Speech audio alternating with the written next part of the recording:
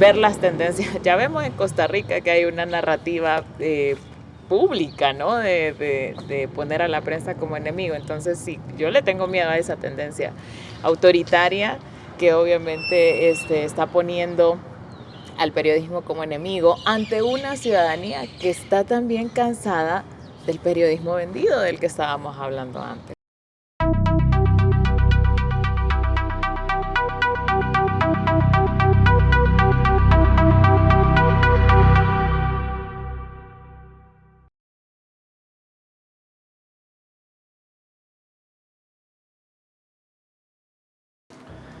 La prensa centroamericana está bajo acoso como pocas veces en las últimas décadas. Eso es un hecho sobrediagnosticado. Organismos como Human Rights Watch han calificado como una crisis el acoso a la prensa en Nicaragua, El Salvador, Guatemala y Honduras. Más de 120 periodistas de Nicaragua están en el exilio. Al menos una decena de salvadoreños también lo están. El más reconocido periodista guatemalteco, José Rubén Zamora, está encarcelado, enfrentando un juicio por lavado de dinero donde el Ministerio Público ha cometido varias irregularidades. Enfrenta el juicio en prisión, a pesar de que en el pasado enfrentó 185 procesos judiciales de diferente índole y nunca intentó huir. Zamora es solo uno de las decenas de periodistas guatemaltecos criminalizados en los últimos años. En Honduras, la violencia contra el oficio toma su forma más dramática. Según la Secretaría Interamericana de Prensa, 3 periodistas fueron asesinados a tiros este 2022. A Edwin Andino, hombres vestidos de policía lo sacaron de su casa en Tegucigalpa, lo amordazaron y ejecutaron en plena calle. Según el Comité de Protección de Periodistas, al menos 8 periodistas hondureños han sido asesinados desde 1992 y aún se investigan otros 28 casos de homicidios. En términos de acoso gubernamental, Nicaragua es el lugar al que los demás no queremos llegar. La prensa de ese país opera desde el exilio con el apoyo de algunas personas valientes que desde la clandestinidad aportan información desde dentro del país. Algunos colegas nicaragüenses salieron por puntos ciegos con su familia, huyendo del régimen del dictador Daniel Ortega. Otros languidecen en prisiones donde se han reportado torturas a presos políticos. El resto de países del Triángulo Norte, ¿vamos hacia allá? Para responder esa pregunta conversé con Kimi de León, periodista guatemalteca, fundadora de los medios Ruda y Prensa Comunitaria, este último caracterizado por ser una red que reúne a quienes ejercen también desde el interior de un país acostumbrado a revisar solo los hechos de su capital. Kimi y su medio han revelado casos de corrupción gubernamental y de alianzas criminales entre el Estado y empresas mineras. Algunos de sus periodistas han sido encarcelados o han tenido que huir del país. También conversé con Jennifer Ávila, actualmente una de las periodistas hondureñas más reconocidas y premiadas internacionalmente, fundadora y directora del medio digital Contracorriente, ícono en la denuncia de corrupción e impunidad en su país. En esta entrevista, para poder preguntar, también conté algo de lo que ocurre en El Salvador. Fue una conversación entre 3 periodistas que intentan encontrar respuestas a las dudas que carcomen a sus medios. ¿Cómo seguir libres? ¿Cómo ejercer bajo vigilancia y persecución? ¿Qué más podemos hacer?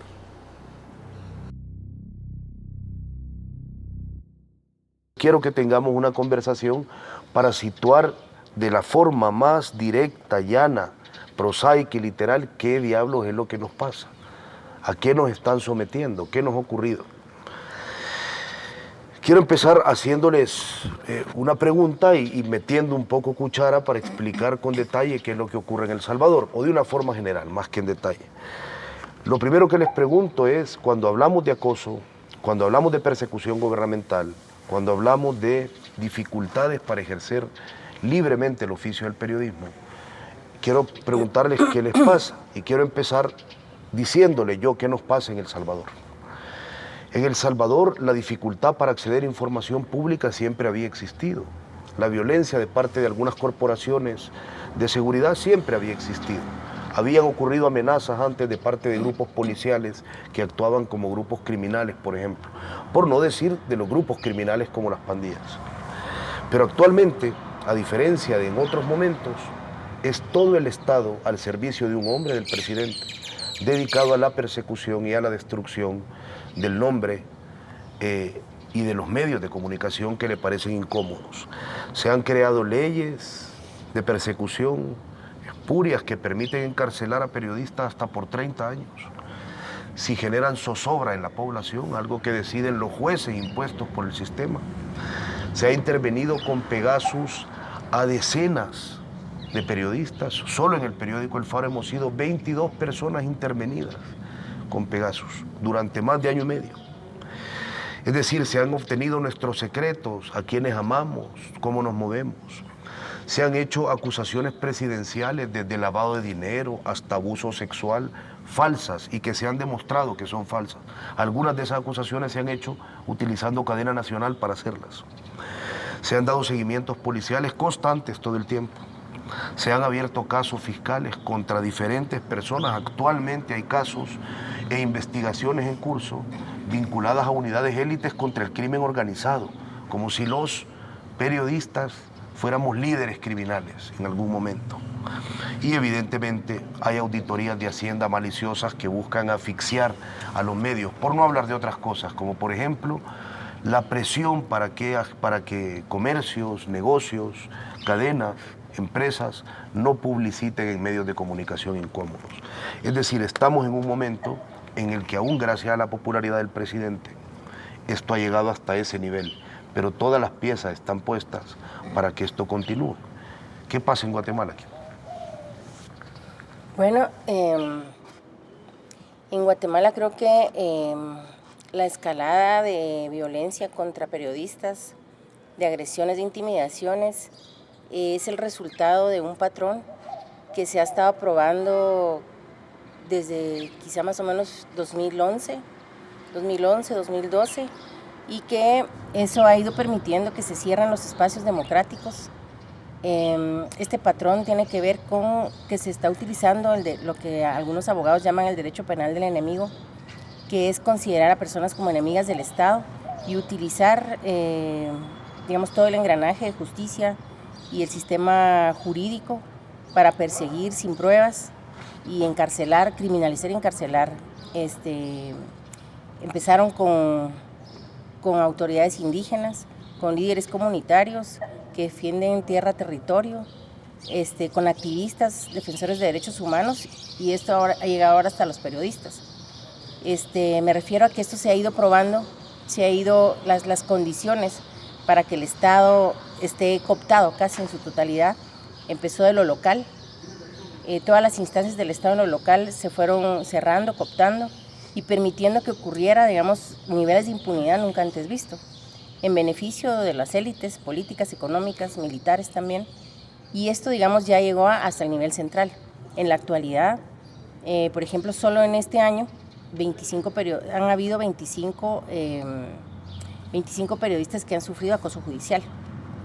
Las tres principales causas de cierre de espacios democráticos para periodistas hace que lo más severo sea el acoso judicial, las intimidaciones, las amenazas por parte de policías o autoridades locales o gubernamentales, y también el cierre y la imposibilidad de acceder a información.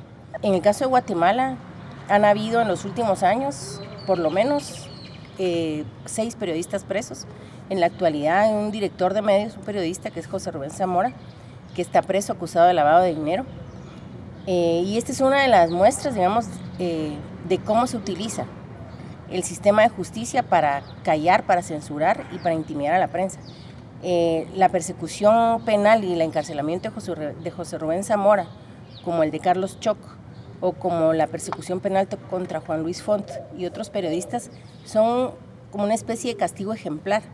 Esto lo que hace es que se lanza un mensaje, no solo a la prensa, sino a la ciudadanía, de que hacer un ejercicio democrático de auditoría social, de periodismo, o de exigir que se rindan cuentas, puede ser perseguido, puede ser castigado. La situación en Guatemala, por ser un país tan diverso, y por tener una composición, digamos, social de pueblos indígenas que defienden la tierra, el territorio, por haber una disputa muy fuerte también sobre los recursos minerales, sobre los recursos naturales, que creo que eso también es una condición que no es solamente de Guatemala, sino de Centroamérica, de Honduras, de El Salvador. en la que la disputa por los bienes naturales es también muy fuerte. Y esa disputa también, para que sea efectiva, para que el capital se apropie, digamos, de nuestros territorios sin dejar ni siquiera ninguna regalía ni beneficios para nuestros estados, necesitan de todo este aparato estatal en beneficio de sí mismos. Es decir, necesitan de la impunidad, necesitan de callar voces, necesitan de controlar, en este caso a la prensa, para que no se informe sobre la opacidad impresionante y casi absoluta de la que gozan las transnacionales y las empresas nacionales. ¿Cuál es el resultado en la actualidad? Pues sí, efectivamente muchos periodistas, hombres y mujeres, también han tenido que salir al exilio. Muchos periodistas se han tenido que desplazar a lo interno del país para proteger su trabajo. Muchos periodistas han tenido que usar incluso el anonimato para trabajar. O sea, las condiciones para hacer periodismo en este momento en Guatemala son bastante limitadas, hay mucha censura, expresar la opinión en redes sociales es un riesgo porque puede ser sujeta de ataques, y estas son las condiciones. Al mismo tiempo, creo que este momento también es un momento en el que se ha fortalecido el periodismo, en el que la calidad del periodismo y la necesidad de ser más rigurosa y de ir contando esto que está pasando, que se convierte en historias, que se convierte en datos, que se convierte en una necesidad de informar, porque la ciudadanía también requiere información. Entonces, al mismo tiempo está ese gran desafío. Cosa curiosa, porque no es lo que más suele salir de Honduras. En este momento, en el que la prensa está denunciando acoso regional, de Honduras salen algunas voces, no he dicho todas las voces, pero salen algunas voces que anuncian esperanza, que anuncian el fin de una era de narcogobiernos y de cambios y una democracia más participativa, donde la prensa tenga otras condiciones para hacer periodismo. ¿Es verdad eso que surge? ¿No ha terminado el acoso contra la prensa? ¿Es un momento de esperanza? No. Bueno, realmente es muy difícil, o sea, creo que venimos después del golpe de Estado, pero antes, ¿no? O sea, nosotros estamos contando asesinatos de periodistas ya, casi 100 asesinatos de periodistas, un poco antes del golpe de Estado incluso, se agudizó todo después del golpe, cierre de medios, una represión terrible, nos tocó reportear así durante 12 años. Pero, o sea, un cambio de gobierno no hace un cambio en el país, o sea, seguimos teniendo altos índices de violencia, no hay políticas claras para abordar ese tema y definitivamente la violencia caótica en Honduras es una de las cosas, de las amenazas principales para ejercer periodismo, porque estamos en la calle, en esa calle que es violenta, ¿verdad? Pero realmente no se han visto pasos de avance y al contrario hay algunas señales que son preocupantes, digamos unas red flags que está tirando este nuevo gobierno en su primer año. La primera es que pues no ha fortalecido la fiscalía, ni siquiera ha habido un paso para fortalecer la fiscalía especial para casos de periodistas, para asesinatos, para delitos contra periodistas, defensores de derechos humanos, fiscales, porque eso existe en Honduras, pero solo ha tenido 5 fiscales para cientos de casos de hostigamiento, acoso y asesinatos. Además, esta fiscalía no tiene del todo la capacidad ni la potestad de investigar asesinatos, por lo tanto es inútil porque, bueno, en Honduras van más de 90 asesinatos contra periodistas. De hecho, este año asesinaron 2 periodistas locales. Y pues no hay ningún pronunciamiento de qué se va a hacer con respecto a fortalecimiento de la investigación y contra la impunidad en casos de asesinatos y de violencia contra periodistas, defensores de derechos humanos y también personal del sistema de justicia. Pero por otro lado, este gobierno comenzó con paso firme para unificar la narrativa, ¿no? Algo que ya hemos visto que es tendencia no solamente en Centroamérica, sino que en todo el mundo, ¿no? La unificación de la narrativa del gobierno por encima de cualquier cuestionamiento, y eso ustedes lo vivieron en El Salvador y lo hemos visto pues en muchísimos lados a través de las redes sociales, pero a través del fortalecimiento de una maquinaria gubernamental de medios de comunicación. De hecho, este gobierno lo primero que hizo fue crear un periódico impreso, ¿no? Y que luego también es digital. Y, digamos, está muy bien que los estados tengan medios públicos, así debería ser, deberíamos tener medios públicos, pero esos no son medios públicos, ¿verdad? Son medios de propaganda gubernamental directa y que llevan una narrativa de decir, no, los medios gubernamentales le hablan al pueblo, no como los medios de comunicación, ¿no? Entonces ya están poniendo obviamente a la población en contra de los periodistas y de los medios de comunicación y en general, ¿verdad? Es como que si todos los periodistas hacemos lo mismo, ¿verdad? Eso es otro tema. Por otro lado, existía en Honduras algo que se llamaba el Mecanismo de Protección a Periodistas. Y lo primero que hizo la nueva Secretaría de Derechos Humanos fue desmantelar el mecanismo de protección. Entonces, todas estas personas que conocían el mecanismo, que habían construido el mecanismo con apoyo internacional, etcétera, están fuera del mecanismo. Y la otra red flag que es reciente es que el gobierno creó una ley para crear una dirección de prensa en la que básicamente se unifica todo esto que te estoy contando, ¿no? El tema de la unidad de la narrativa gubernamental frente a los periodistas, o sea, hasta este momento la presidenta no ha dado una tan sola conferencia de prensa. O sea, lo que dan es comparecencias de prensa en las que los periodistas podemos ir, pero no preguntar. Entonces tampoco es como que está abierta la prensa. Y en esa ley, digamos, se dice, bueno, queremos una unidad narrativa gubernamental y de todos los poderes del Estado y de todas las instituciones. Algo que es muy poco democrático, digamos. Y el otro punto es el monitoreo constante de los medios de comunicación y las redes sociales, pero no de sus métricas, sino de sus contenidos. Entonces eso también es algo muy interesante porque en la narrativa de ciertos funcionarios es que los medios fake news, no, todo esto que es tendencia mundial de que la prensa miente, que la prensa tiene intereses, que la prensa quiere derrocar gobiernos, etcétera, etcétera. Entonces, obviamente estas cosas se sitúan en un país altamente polarizado, en un país que está muy herido, o sea, una población que está muy herida, con mucha desconfianza, que obviamente quiere tener esperanza, pero a este momento ya también está empezando a decir, bueno, y entonces, ¿cuál era el cambio, no? Si seguimos teniendo la misma forma de actuar en ese aspecto. Como periodistas, cierre de fuentes, digamos, es un asunto que ya estamos acostumbrados, pero que obviamente de cierta manera esperábamos que iba a cambiar en ese momento y pues al contrario, o sea, se ha cerrado cada vez más. Y lo preocupante es ver la tendencia, ¿no? Sobre todo de la comunicación en redes sociales, de la obsesión que hay por mantenerse sin crítica. O sea, la reacción que hay ante la crítica, eso es algo que ya hemos visto con el gobierno de El Salvador, con el gobierno de Nicaragua, incluso con el gobierno de Nicaragua y también con el gobierno de México, que es también una especie de narrativa que se va copiando en todos los países. Y digamos que esas son como las red flags que hay ahora. Vaya, gracias, el panorama no pinta bien. Les pregunto, en Centroamérica, que porque siempre hemos estado sumidos en situaciones desesperadas de violencia, de desigualdad, de abandono, de marginación, de corrupción, es bien difícil determinar o categorizar en qué momento estamos. Yo creo que en El Salvador definitivamente en estos momentos estamos en el momento más crítico para la prensa. Nunca habíamos tenido el peso completo de un Estado con todos sus órganos intentando aplastar, destruir, anular, cancelar, cerrar los medios de comunicación que le parecen críticos.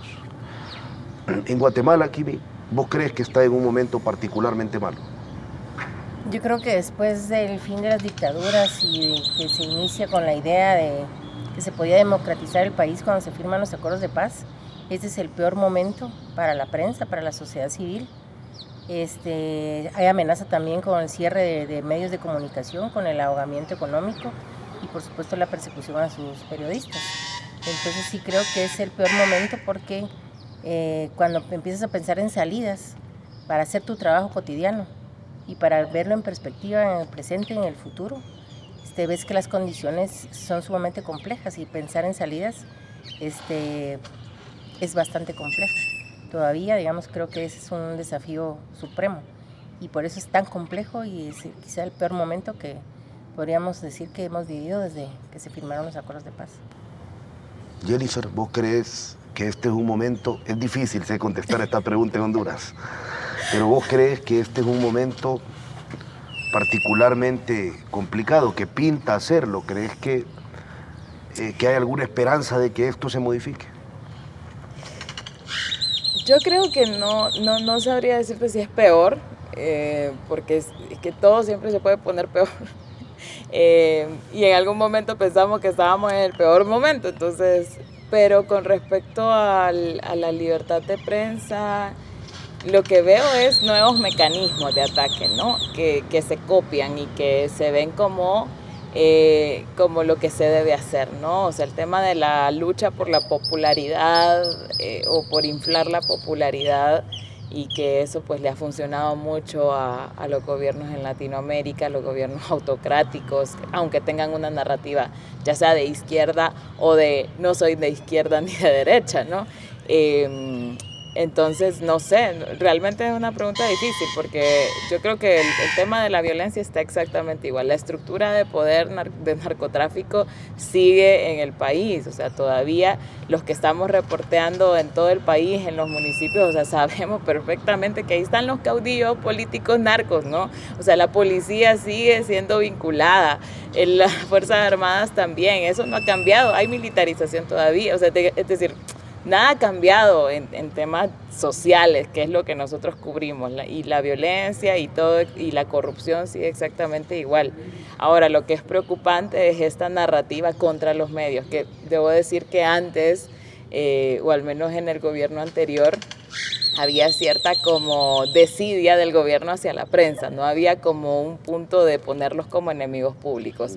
Esto es algo bastante nuevo y es algo que nosotros estamos experimentando recientemente con obviamente el auge de la comunicación política en las redes sociales, que eso es algo que no habíamos visto. Obviamente también tiene que ver con el aumento del uso de las redes sociales en nuestros países, que es reciente, pues Honduras tiene una brecha digital todavía muy profunda. Entonces, no sé si se puede poner peor, no creo que estemos en el peor momento ahora, pero que sí hay algunas cosas que podemos ir previendo y podemos ir denunciando o previniendo en este momento para cuidarnos y entender que las cosas siempre se pueden poner peor, digamos.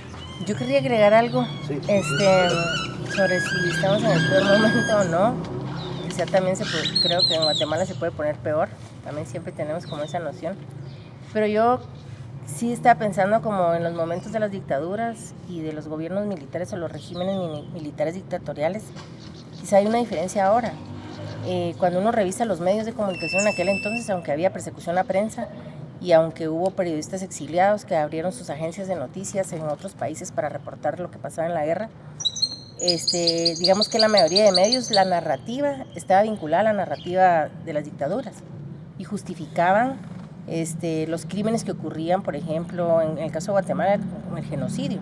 Entonces, cuando la opinión pública y la gente se enteraba de los crímenes como las masacres, las ejecuciones extrajudiciales y eso, allá había habido una justificación ideológica a través de los medios para justificar que eran guerrilleros, que eran subversivos y que estaban causando problemas. Entonces, creo que la diferencia con este momento es que la ciudadanía ahora, a través del auge del uso del Internet, hemos creado nuestros propios medios. Entonces ya no es solo la voz corporativa desde el periodismo, sino hay una voz independiente. Y ese hecho hace que en este momento hay un campo de disputa narrativa, pero también periodística. Porque como bien dijo Jennifer, y creo que también es la tendencia en estos países, es a ocupar los medios. Es decir, desde el poder se está ocupando los medios. Nicaragua lo hizo bien, digamos. Y en Guatemala también está pasando eso, y no alrededor de un caudillo, sino de las élites, de los grupos de poder que son militares, el sector privado, criminal, etc. Pero creo que esa es una cosa que yo querría como resaltar como particularidad, una disputa narrativa, una disputa que además se utiliza el Internet, se utilizan las redes sociales, o sea, es más sofisticado porque la tecnología permite también cierta sofisticación, por ejemplo, en torno al control y al espionaje. Y ahora estamos hablando de Pegasus. Antes el espionaje, el control era físico, te seguían, te controlaban afuera de tu casa. Pero creo que esa particularidad sí es como de este momento. Voy a aprovechar eso que has dicho de una disputa de narrativas actualmente. Sigue habiendo periodismo cobarde y vendido en Centroamérica. Lo pregunto, yo creo que todavía hay muchas cadenas de televisión, muchas radios, muchos medios impresos que, por ejemplo, en El Salvador se han entregado absolutamente a ser unos difusores y nada más que difusores de la verdad y la narrativa oficial sin ningún ánimo de cuestionarlo. Es decir, no estamos, o no sé ustedes si lo van a hacer, vendiendo que hay un purismo absoluto dentro del entorno de medios. Sigue habiendo periodismo corrupto en Honduras. Claro, es el que predomina, de hecho, o sea, una de los artículos de esa nueva ley era el que establecía la pauta publicitaria y por lo tanto muchos medios no criticaron, ni tampoco cuestionaron, ni preguntaron a expertos, ni hicieron análisis legal de esa ley que de verdad nos puede afectar a los medios de comunicación. ¿Por qué? Porque ahí está establecida la pauta gubernamental, ¿no? Y eso es un asunto que así ha funcionado el periodismo, o sea, el periodismo en Honduras, su modelo de negocio ha sido la corrupción, el chantaje y eso es lo que ha sido, ¿no? Y normalmente ha sido obviamente un periodismo que sale de medios cuyos dueños son de las élites y que hacen pues contratos con el Estado, que han utilizado la corrupción para poder tener sus grandes fortunas y para poder seguir teniendo contratos con el Estado y obviamente poder dentro de los gobiernos. Pero luego también en Honduras hemos tenido una tendencia muy extraña en la que los periodistas creen que ser periodista es como el siguiente paso de ser periodista, es ser diputado, alcalde, presidente, etcétera, ¿no? Entonces tenemos muchísimo sesgo, obviamente, político, ideológico en el periodismo. Después del golpe de Estado, es cierto, se rompió el cerco mediático en cuanto al tema de que salieron varios medios que iban contra la narrativa de los medios grandes y corporativos. Pero eso también obviamente se radicalizó mucho y se ideologizó mucho, y cuando ideologizas el periodismo ya no estás haciendo periodismo. Entonces obviamente la agenda política de los medios que iban contra la narrativa de los medios corporativos es muy fuerte, y ahora que tenemos un gobierno con una retórica de izquierda, eso es evidente, ¿no? En la cooptación de los medios que antes en algún momento se pudieron llamar independientes. Nosotros tenemos un ministro ahorita que él dice que es periodista de investigación. Y la gente en la calle, porque la narrativa de él ha sido siempre que muestra la verdad, que sin método periodístico, pero ahí está de ministro, y la gente, por ejemplo, él tenía una audiencia enorme, porque se dedicaba a insultar a quien él quisiera en un canal de YouTube, y era periodismo de investigación, ¿no? Y al momento se tiró para presidente y luego ahora quedó de ministro, asesor en temas de comunicaciones del gobierno, pero sigue siendo periodista de investigación.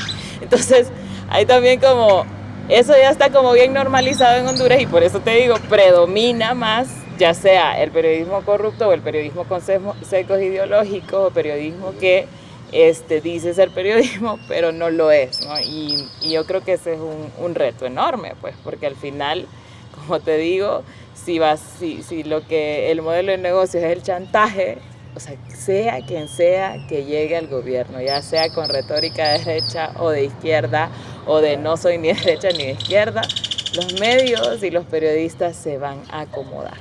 Y eso ya lo sabe, o sea, es la clave, ¿no? También de quienes llegan al gobierno.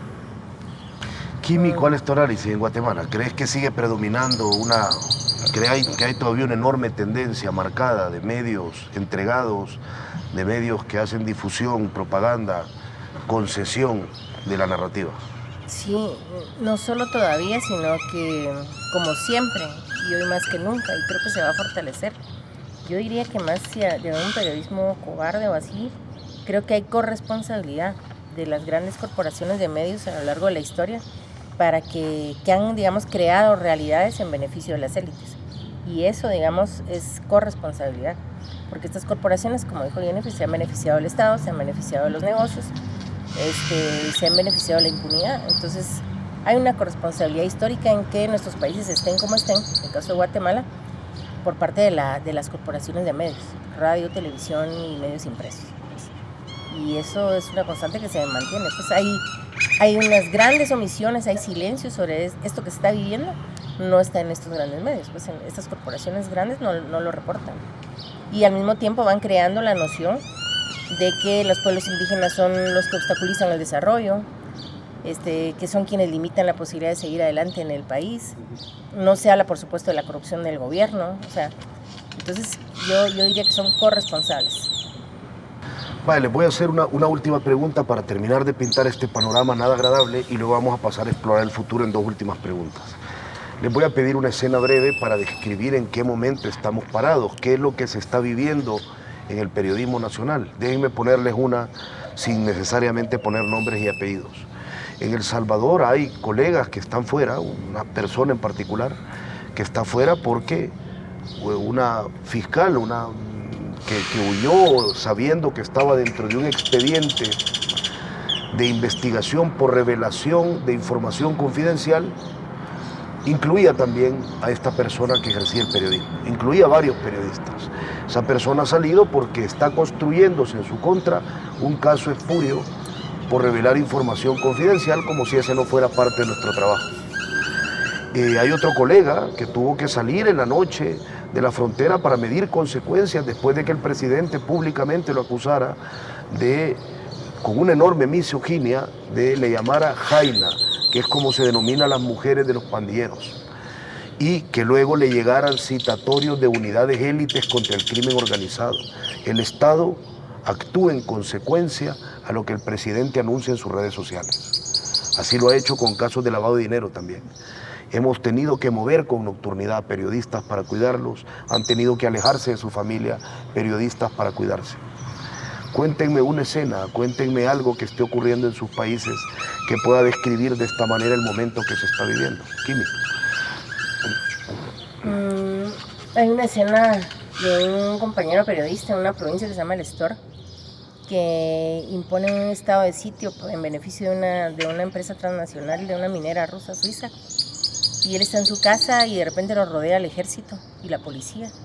Y lo rodean durante todo el día. Su casa está rodeada. Catean, allanan su vivienda. Él y su familia están dentro. Están buscando evidencias, supuestamente. Incluso rascan la tierra, buscando o queriendo implantar. Finalmente se llevan solamente su celular, que además era la herramienta con la que hace periodismo. Y él tuvo que salir de su provincia. Tuvo que salir de su provincia por meses para protegerse, digamos, y estar a salvo. Y este no es el único caso. Hemos también tenido que colaborar y apoyar a compañeros que han tenido que salir de noche, que han tenido algunos que salir incluso a pie, que han tenido que salir a resguardarse a diferentes lugares para poder no solo salvar su vida, sino también el ejercicio periodístico. Yo creo que es importante decir que muchos de estos compañeros que han tenido que salir de su casa para protegerse, después también protegen su derecho a informar y siguen haciendo su trabajo aún en condiciones ya sea de clandestinidad, de exilio, de desplazamiento interno. Y voy a contar una escena que fue justamente este año. Un periodista local, de estos periodistas que hacen de camarógrafo, presentador de noticias, reportero, todo, ¿no? Porque trabajan para medios locales que no les pagan un buen salario y que dependen de la publicidad local de un pueblo en Honduras. De repente vio que había perdido control de su WhatsApp. Entonces se preocupó, habló con su jefe, pusieron una denuncia ante el mecanismo y ante las redes de protección a periodistas en Honduras como una especie de hackeo del teléfono del periodista local que había estado pues obviamente investigando el poder local de una manera sin herramientas, sin edición, sin apoyo, sin foco nacional. Y a las pocas semanas le pegaron un tiro en la cabeza y murió en su pueblo. Y pues él era un periodista local pequeño, o sea, que nadie conocía, que no tenía un foco nacional, había puesto esa denuncia y al parecer pues, no había pasado nada, no pudo moverse antes de ser asesinado y tampoco creo yo que pudo haber visualizado que eso era lo que seguía después de una vigilancia o de un ataque digital a su teléfono. Bueno, tenemos 10 minutos para cerrar con 2 preguntas que no puedo dejar de hacer. Lo que es el temor de algunos es el presente de otros. Yo le temo que pronto en El Salvador vayamos a llegar a lo que ya llegaron los colegas nicaragüenses. Le temo a que pronto en El Salvador vamos a tener que hacer periodismo del exilio. Temo que El Salvador ya sea un lugar inviable para permanecer, hacer periodismo y estar fuera de la cárcel. ¿A qué le temen ustedes? Kimi. Bueno, creo que después de 10, 11 años de ver persecución penal, acoso judicial, criminalización y cárcel, creo que es uno de los temores que hay para la prensa. Entonces,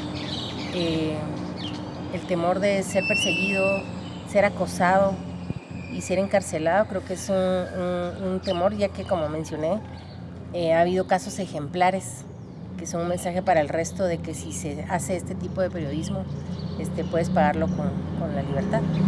Entonces, eso creo que es uno de los temores.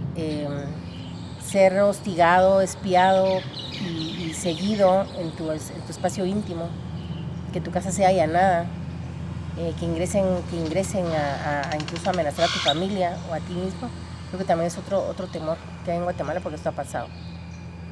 Las agresiones físicas, creo que también han habido casos, y creo que eso también, especialmente en los territorios, es uno de los temores. Creo que en las provincias hay mucha más impunidad y mucha más vulnerabilidad. Sí, el temor es que la impunidad de las empresas, de los militares, de los alcaldes, de los gobernadores, sea mucho más grande. Ese es un temor. Y tener que salir del país para protegerte de todo esto también es un temor compartido con ustedes. Creo que son los mismos temores. O sea, creo que, como te decía, es una tendencia de utilizar los sistemas de justicia. De repente puede ser, no lo sé, que vaya a bajar los índices de violencia física, ¿no? Porque ahora están utilizando otros mecanismos más legales, ¿no? O sea, crean leyes, que eso es algo que decimos, bueno, increíble que institucionalicen tanto la violencia y la censura, ¿no? Entonces creo que por ahí eso, ¿no? Nosotros pasamos monitoreando en qué se parece esta ley con la que sacó Ortega en Nicaragua o con la que sacó Bukele en El Salvador. Bueno, hemos tenido spaces juntos, como miren, aquí la narrativa es que quieren hacer el plan de control territorial. ¿Cómo va a afectar esto? ¿Cómo nos va a afectar a todos, no? Y es eso, es como ver las tendencias. Ya vemos en Costa Rica que hay una narrativa pública, ¿no? De poner a la prensa como enemigo. Entonces, sí, yo le tengo miedo a esa tendencia autoritaria que obviamente está poniendo al periodismo como enemigo ante una ciudadanía que está también cansada del periodismo vendido del que estábamos hablando antes. O sea, esto es caldo de cultivo perfecto. Cuando le dicen fake news, sí, claro, los medios, las grandes corporaciones mediáticas, los periodistas que siempre nos han mentido. Hay una pinta en Tegucigalpa que dice, si nos mean los medios dicen que llueve. Y digamos que eso es un descontento, ¿no?, de la gente, que lo están agarrando los autoritarios no para regular la mentira o la fake news que existen, obviamente, sino para atacar a la prensa crítica. Y esto es un éxito para ellos. Entonces yo le tengo miedo al éxito de ellos, ¿no?, en ese sentido. Pai, voy a cerrar haciéndoles esta pregunta. Tenemos 5 minutos para contestarla. No sé si con esperanza, pero sí con acción. Y la acción siempre de alguna forma esperanzadora. ¿Qué están haciendo ustedes para que estos escenarios no lleguen? No debería de recaer sobre ustedes el peso de hacer algo. Pero visto lo visto ante los estados ante los que nos encontramos, estados nacionales me refiero, ¿qué están haciendo ustedes para intentar evitar que ese futuro que auguran llegue? Kimi. Bueno, creo que uno de los esfuerzos más importantes es el fortalecimiento del gremio periodístico, en este caso el fortalecimiento de los periodistas comunitarios, establecer redes y alianzas con periodistas de otros países en Centroamérica, por supuesto. Creo que la creación de la red de periodistas centroamericanos es una esperanza, es una fortaleza, era una necesidad, pero también creo que es esperanzador. Entonces, esos son parte de los esfuerzos. Las alianzas con la sociedad civil, con las comunidades, con las organizaciones también es parte de lo que se necesita para que la sociedad también acuerpe la necesidad de que el periodismo y la investigación son necesarios para su actividad también política, organizativa eso, la formación y mejorar la calidad del periodismo, trabajar más para llegar a más gente. Yo creo que eso también es una de las cosas que estamos haciendo y creo que son de los desafíos, pues mejorar la calidad, hacer más y mejor periodismo, articularnos, eso. Sí, igual, yo creo que hacer más periodismo, hacer mejor periodismo, cuidarnos más en el momento de hacer periodismo, buscar alianzas, porque, o sea, no estamos solos, pues yo creo que es muy importante entender que no estamos solos, buscar alianzas locales con otros profesionales, ¿no? Con abogados que también están preocupados por la libertad de prensa, la libertad de expresión, con parte de la organización, de la sociedad civil organizada, que está obviamente también abogando porque tengamos un país más democrático, pero sobre todo también hacer periodismo regional, porque creo que estar también viendo nuestros países, ser tan miopes nos ha también pasado factura, ¿no? Estar como en nuestros paisitos como si fuéramos islas, no nos ha dado, o sea, ahora estamos diciendo, ay, wow, es que sí, ¿verdad? Se parece esto con lo otro, ahora que ya estamos fregados todos, ¿no? Entonces creo que